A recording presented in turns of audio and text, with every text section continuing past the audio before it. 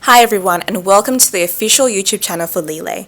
Today we're going to show you how to find your ring size, and be sure to subscribe.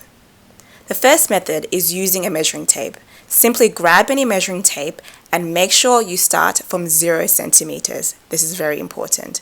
Wrap it around your finger and record the measurement. So I measured a circumference of 51 millimeters, which is a size 5.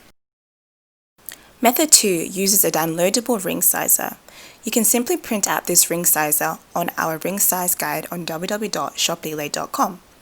You print it out, cut it out, and then slip it onto the finger you intend to wear the ring on.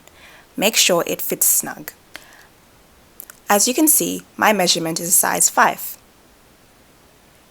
The third and last method is to convert a known ring size. If you've purchased a ring before and you know the size, you can simply convert it into a US size. We stock sizes 5 to 9 in US sizes. Thank you for watching, and be sure to subscribe and use the discount code YouTube15 for 15% off all Lele rings.